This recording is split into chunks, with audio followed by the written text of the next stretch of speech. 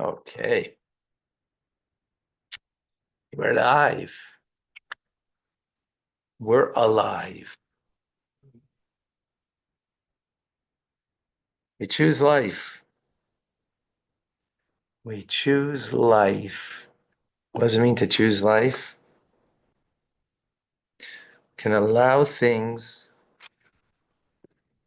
to bring us down and keep us down.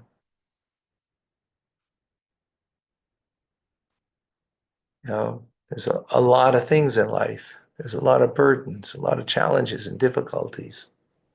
And it's very easy to become a victim. That's the nature of society, is that we're victims of our circumstance, whether it's our parents, whether it's a relationship, whether it's, I've got ADHD, I've got, I'm poverty stricken, all these things.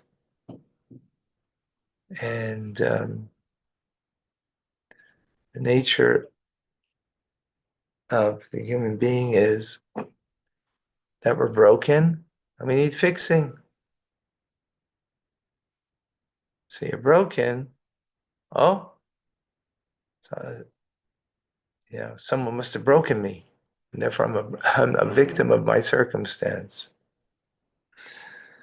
As opposed to what we learn in Tanya is that we're whole, complete, and worthy, not because we did something, because we are something, a divine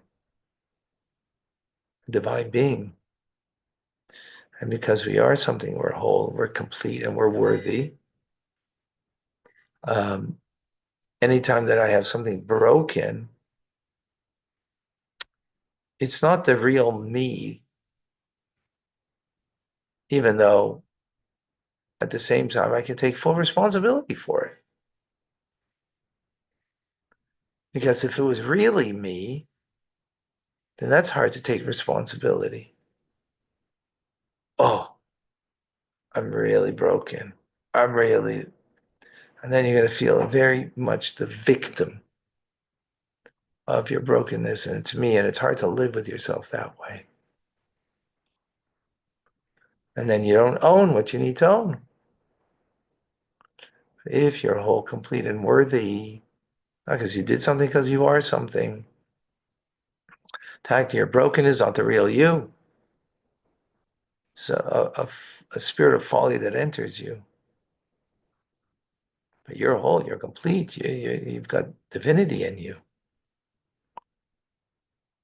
The fact that something went astray, no, okay. It's You're more apt to own it and deal with it, knowing it's not defining you. If it's defining me, that's hard. That's difficult. That's not pleasant.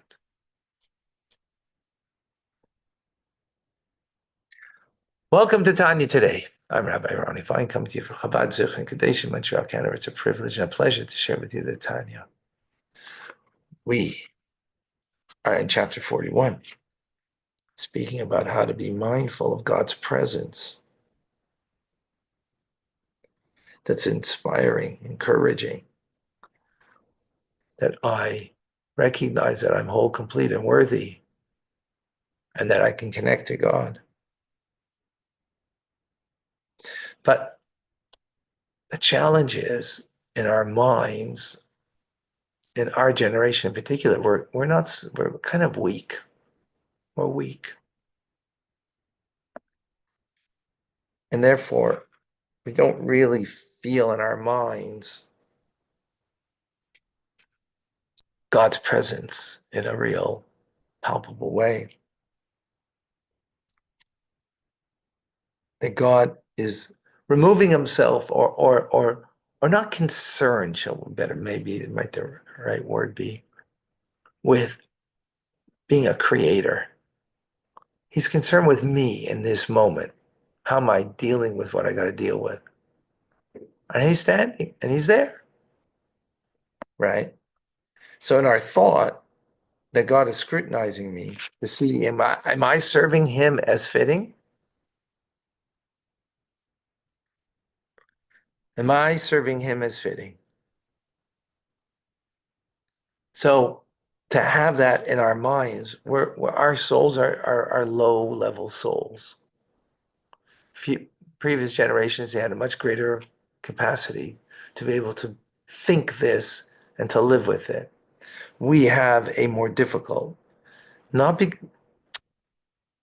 ultimately, I don't want to digress on this. It's for a positive reason, because we're the foot soldiers who are going to bring the completion, on the front lines, instead of being lofty souls that are,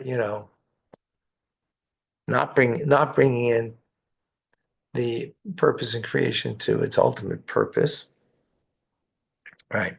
But the key over here is, even though we're not lofty souls, and it's hard for us to contemplate this idea that God's presence, that He is palpable and real, nevertheless, says the Alter Rebbe, if you think this, you have this in mind of God's presence, to serve in this service, to serve God, the King, then it's a Avodah Shlema, he says, a Gemara rather. It's a complete service. Wow. Now, why? Because he says fear and service of God are two separate mitzvahs in the 613, right? So let's say you fail to have the fear of God, but that doesn't mean you don't have the service of God, because you're doing it for God. You're thinking this way. You're thinking God is present. Is it really affecting you in the fullest way? That's the first point he makes. That the service of God you have may be the fear of God that is lacking. But then he says, actually, as a matter of fact, not only you fulfill your obligation to serve God when you think this way, even though you don't feel it, it's not real for you, right? You still fulfill the fear of God. Why? Because in that moment, right, the fear of heaven is upon you, because God's watching you. And because of that, you refrain from thinking something you shouldn't think. Like, think about it for a moment. Folks, did you ever have a negative thought that you know God doesn't want you to have, and you pushed it away because you know that God is watching you? Did you have a real palpable feeling of God's presence? No. But in that moment, did you push it away because you know God sees your thoughts and you know that this is a thought you shouldn't have? What does that mean? That means in that moment, there was a fear of God. Not only did you serve God, but there was a fear of God in that moment, right? And this is what the Talmud tells us. Rabbi Yochanan ben Zakkai was the leader of the Jewish people in Jerusalem during the destruction of the Second Holy Temple in the year 69 of the Common Era. On his deathbed, he said to his students, his disciples, "May be God's will that the fear of heaven be upon you like the fear of a human being." And they said, "Rabbi, that's it? That's all? That's all? That seems like a pretty, you know, insignificant form of divine worship." So he said to them that, for you know that when a person commits a sin, what does he say? Or thinks to himself, no one should see me doing this. In other words, we sin with the thought that no one should see me, right?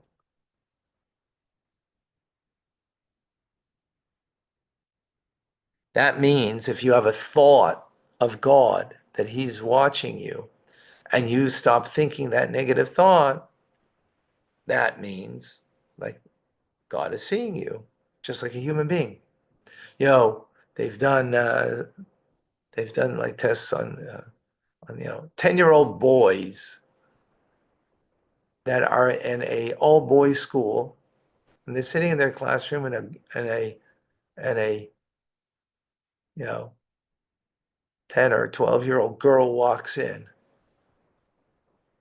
They all sit straight. They take their tie and check it. How come? Because there's a presence of a girl that they want to impress. Whether it's a 10-year-old, 12-year-old, probably even a 10-year-old that they want to impress.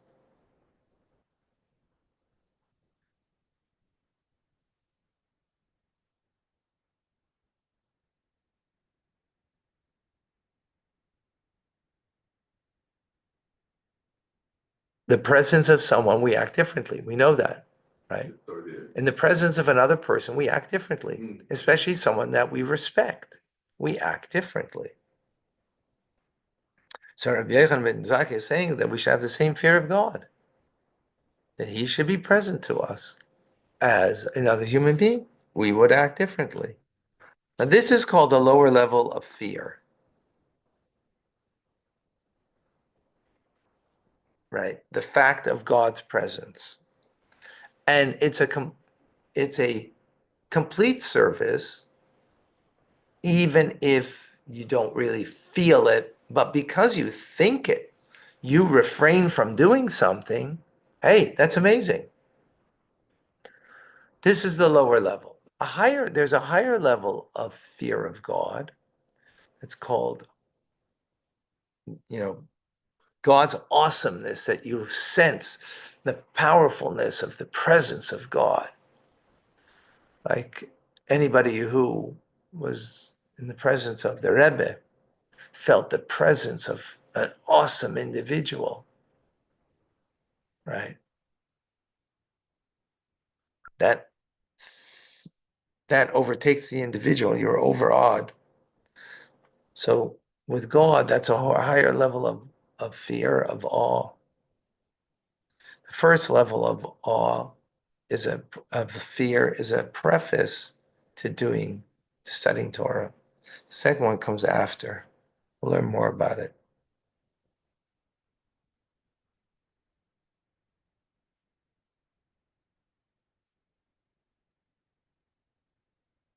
So, how does love fit in with this? You need two wings. A bird needs two wings to fly. We need two wings that our mitzvahs should fly to the divine above. The left side is fear of God, what we just explained, the lower level, having a sense of God's presence, enough that you refrain from saying something you shouldn't say, from thinking something you shouldn't think.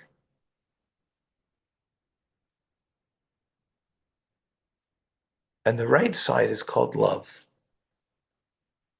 If one is motivated only by love, it's not sufficient. If one is motivated by love and fear, that's two wings that allow the mitzvah to rise up. Because a one-winged bird doesn't fly.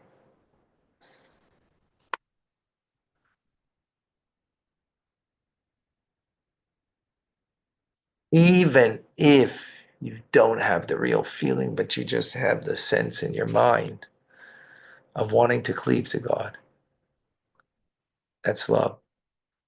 Having His presence. And because of that, I refrain. That's fear.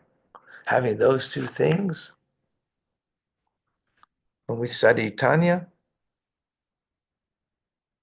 when we give charity, when we pray, do whatever it is, then that mitzvah will ascend on high and have an eternal place.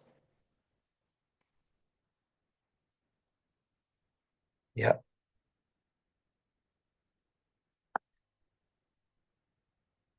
So I think what the take home and the important point over here that we need to live with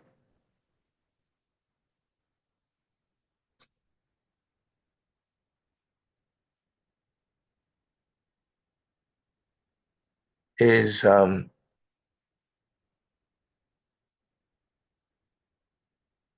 The mere knowledge that God is seeing, knows inside of me what's going on.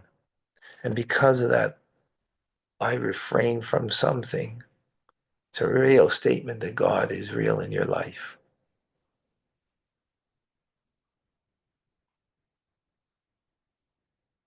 A real statement.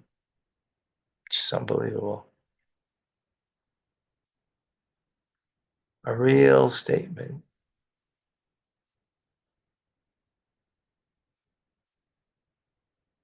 Again, we refrain from certain things, acting in a certain way when someone's in the room that we respect. If God's in the room, then we act differently. Wow.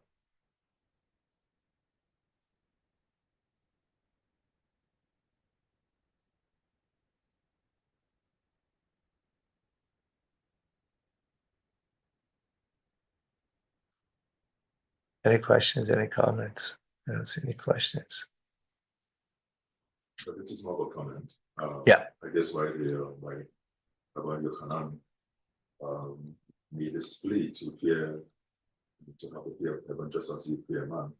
It's because even though we consciously say we know that Hashem is all around, he sees everything, we somehow kind of miss that dimension when someone is here physically in our presence. So it's to create that mindset where that it's mindfulness, even though Hashem doesn't have a corporeal body, but he is just even more around us, than if a human being were with us in the room. Right. So it's developing that all the time. So we will always have that awe and fear of Hashem, every time. Yeah, exactly. So, say what you have to develop it. well, again, the awareness in my mind that God is aware of what I'm thinking, and because of that, I change my behavior. That's what we're talking about, right? That means God's real to you. God's real. We go out in the street. We started now summer mode, right? So it's going to be summer, and it's not very wholesome the way many people dress, not modest, and it's very easy that one's eyes can seek pleasure in looking at someone. And that's very human. It's very natural. It's extremely common. As a matter of fact, the sages say it's one of the three things that we are not saved from every day, that we would have thoughts, that are not modest. But that's because the nature of the way God made us, made man, a man as opposed to women in particular, and therefore being engaged in the world, it's very easy to let your eyes go and be straight where your heart wants to go, and it happens. The question is, though, the fact that you see someone immodest walking the street because you are walking the street. Um, what do you think? What's your cogitated? What's your um, meditated thought? Like, do you carry it further, or do you recognize that God is seeing you and you don't? That's a real statement of God is real for you. Because for you not to carry on with, indulging, right?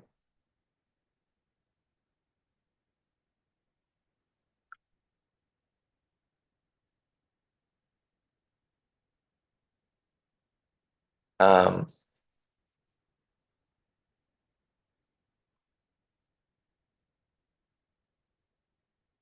is just a natural thing to do.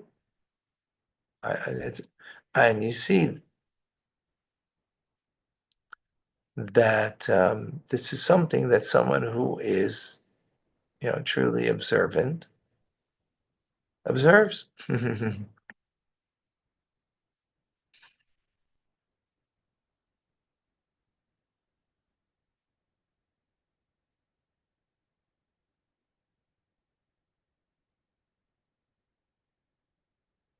Yes, women will find pleasure in seeing and hearing children playing playfully. That is very true.